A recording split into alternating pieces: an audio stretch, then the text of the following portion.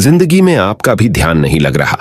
ज्यादा सोचने की वजह से बार बार आपको घबराहट होती है और आपका हृदय भी जोर जोर से धड़कता है और बार बार निगेटिव विचार आपके भी दिमाग में आते हैं। तो इस ज्यादा सोचने वाली बीमारी से बचने के लिए और इस बीमारी को दूर करने के लिए आज हम आपको एक बौद्ध भिक्षु की कहानी के माध्यम से आपकी समस्या का हल बताएंगे।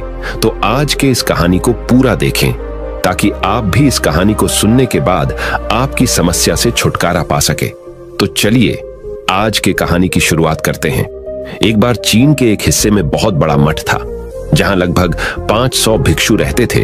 वो सभी अपने गुरु के मार्गदर्शन में खुद को जानने का अभ्यास कर रहे थे। एक दिन एक लड़का उस मठ में शिष्य बनने के लिए आया। उसने मास्टर से कहा, मास्टर, मैं खुद को जानना चाहता हूं। मैं सच की तलाश कर रहा हूं।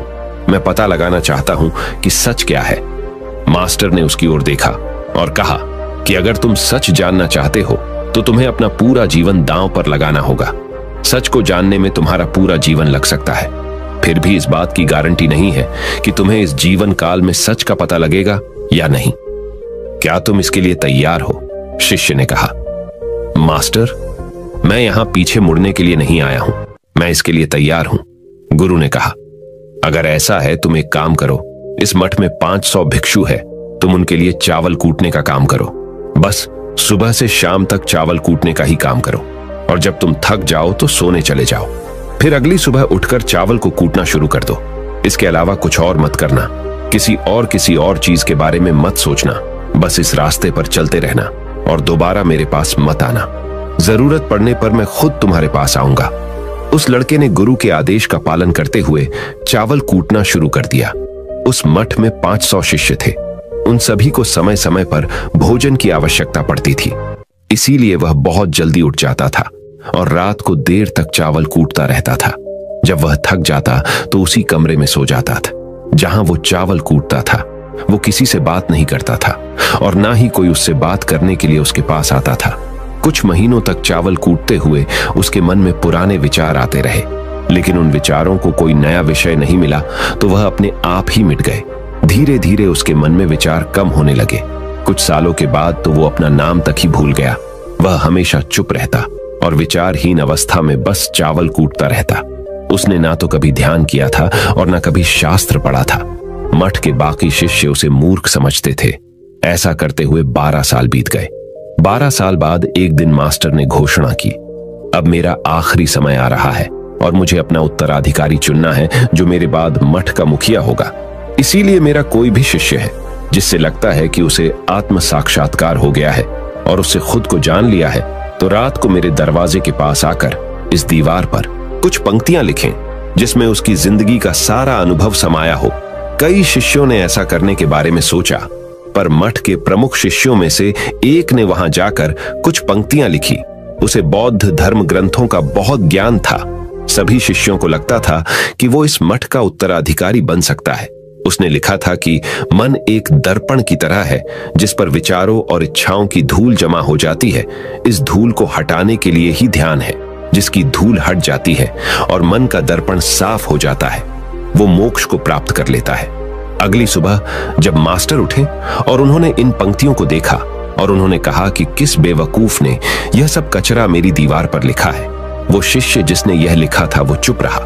हालांकि उसने जो पंक्तियां लिखी थीं वो ज्ञान से भरी थीं, लेकिन यह सब किताबी ज्ञान था।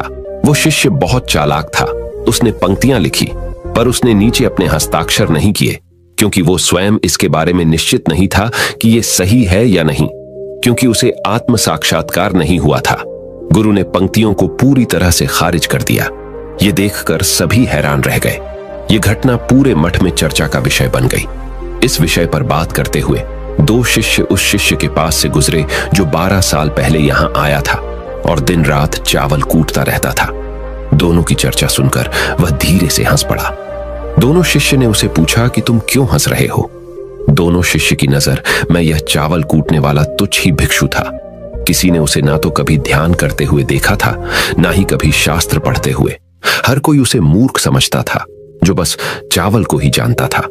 उस मठ में बहुत बड़े बड़े विद्वान थे, लेकिन उस चावल कूटने वाले को किसी से कोई मतलब नहीं था। इसीलिए वह दोनों शिष्य उसे मुस्कुराता हुआ देखकर चकित रह गए। उन्होंने फिर उससे पूछा कि तुम क्यों हंस रहे हो। उसने जवाब दिया, मैं इसीलिए हंसा कि मास्टर सही बोल रहे हैं, यह सब पंक्तियां कचरा है, इन पंक्तियों का कोई मूल्य नहीं है। वो दोनों शिष्य चौंक गए। उन्होंने उसे पूछा कि क्या तुम ऐसी पंक्तियां लिख सकते हो जो इससे भी बेहतर हो। चावल पीसने वाले ने जवाब दिया, नहीं, क्योंकि मैं अनपढ़ हूं, लेकिन हां, मैं कुछ पंक्तियां कह सकता हूं। अगर तुमने उन पंक्तियों को तुम लिख सकते हो तो मैं तुम्हारे साथ जाने के लिए तैयार हूं। उन दोनों शिष्यों ने कहा, ठीक है। वे मास्टर के कमरे के पास गए और चावल कूटने वाले ने कुछ पंक्तियां बोली और दूसरे शिष्य ने उस दीवार पर लिख दिया और उन पंक्तियों के नीचे लिख दिया कि चावल कूटने वाला। उन्हें लगा कि मास्टर इस पर भी गुस्सा करेंगे। जो पंक्तियों उसने लिखने के लिए कहा था बहुत अद्भुत थी और वो पंक्तियां थीं, मन तो बस एक का भ्रम है ना, तो मन है, ना ही मन का कोई दर्पण है, और जब मन ही नहीं है तो धूल कहां ठहरेगी। जो ये जानता है वो सच को जान गया। जब गुरु ने ये पंक्तियां देखी तो वे आधी रात को उठे और चावल कूटने वाले के पास गए। वह सो रहा था। मास्टर ने उसे जगाया और कहा कि ये लो, मेरी छड़ी और मेरे वस्त्र ले लो। आज से तुम मेरे उत्तराधिकारी हो, लेकिन इस मठ को छोड़कर कहीं दूर चले जाओ, क्योंकि इस मठ में बहुत सारे विद्वान हैं जो खुद को तुमसे ज्यादा श्रेष्ठ मानते हैं और वो तुम्हें मार देंगे। वो इस बात को बर्दाश्त नहीं कर सकते कि एक साधारण सा चावल कूटने वाला उनसे ज्यादा विद्वान निकला। तुम्हें वह सारा ज्ञान हो गया है जो मुझे है। तुम्हें यह सारा ज्ञान चावल कूटते कूटते हुआ है, और मुझे पता है कि तुम जहां भी जाओगे लोग तुम्हारे पास आने लगेंगे, क्योंकि जब कोई फूल खिलता है तो उसकी महक हर तरफ फैलने लगती है। उसने अपने गुरु के पैर छुए और रात को ही वहां से चला गया। अगर हम अपनी जिंदगी में देखें तो पाएंगे बहुत से लोग सोचते हैं कि ध्यान केवल एक ही जगह बैठकर आंखें बंद कर कर ही किया जा सकता है, लेकिन हकीकत में ऐसा नहीं है। ध्यान तो चलते चलते भी किया जा सकता है, अपना कुछ काम करते हुए भी ध्यान किया जा सकता है। असल में ध्यान का मतलब यह है कि आप जो भी काम कर रहे हैं उसे अपनी शिद्दत से करें कि आपको आपके शरीर का ख्याल भी ना रहे। बिल्कुल उस चावल पीसने वाले की तरह जो चावल कूटने में इतना मग्न हो गया कि उसको खुद का कोई ख्याल ही नहीं रहा। उसने चावल कूटते हुए ही उसने आत्म साक्षात्कार प्राप्त कर लिया। हर समय वर्तमान में रहना और कुछ नहीं सोचना। मन तब तक ही है जब तक विचार है। जब विचार ही नहीं रहेंगे तो मन भी गायब हो जाएगा। जब मन ही नहीं रहेगा तभी तुम अपने आप को अच्छे से जान पाओगे। असल में हमें अपने वास्तविक रूप को जानने के लिए कोई अन्य साधना करने की आवश्यकता नहीं है।